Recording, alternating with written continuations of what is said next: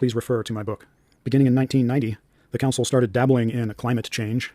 That was when they started organizing study and discussion groups devoted to the topic. Since then, the CFR, or members of the CFR, have gone on to issue many publications promoting SRM geoengineering. In these documents, the authors consistently use fundamentally deceptive arguments, as well as a panoply of other psychological warfare tactics. Among many other examples, let's start with the 2008 paper issued by the CFR titled Unilateral Geoengineering, Non-Technical Briefing Notes for a Workshop at the Council on Foreign Relations. In this document, the authors propose spraying aluminum oxide dust into the stratosphere. Folks, aluminum oxide dust is highly toxic. And there's a lot more where that came from. There's so many, in fact, that we're only going to go over the most salient examples here.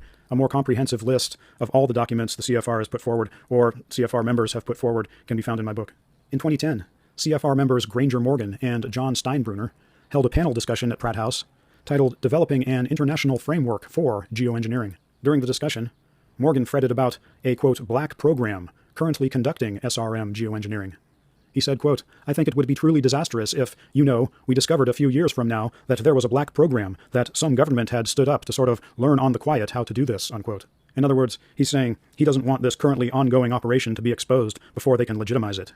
In 2012, CFR member Jay Apt wrote a paper with top geoengineer David Keith titled Cost Analysis of Stratospheric Albedo Modification Delivery Systems. In this document, the authors write of spraying 1 to 5 million metric tons of materials from airplanes every year. Their top choice for the job was the Boeing 747-400. The Boeing 747 is a close relative of the Boeing KC-135, and through my research, I have determined that the Boeing KC-135 is one of the most probable aircraft of today's proprietary chemtrail spraying fleet. As promised last week, I'm going to be doing an episode of the abstract and an article on Activist Post about this proprietary chemtrail fleet, so please stay tuned. The next year, 2013, CFR member Granger Morgan, as well as two co-authors, had a journal article published titled Needed Research Guidelines for Solar Radiation Management. In this document, they advocate for geoengineering research.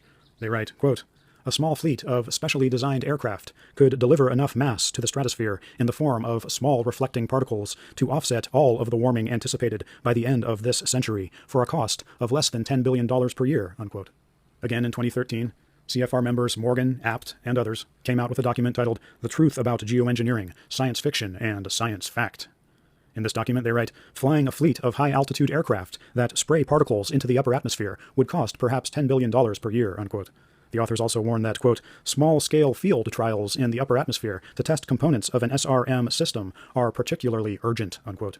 2 years later, in 2015,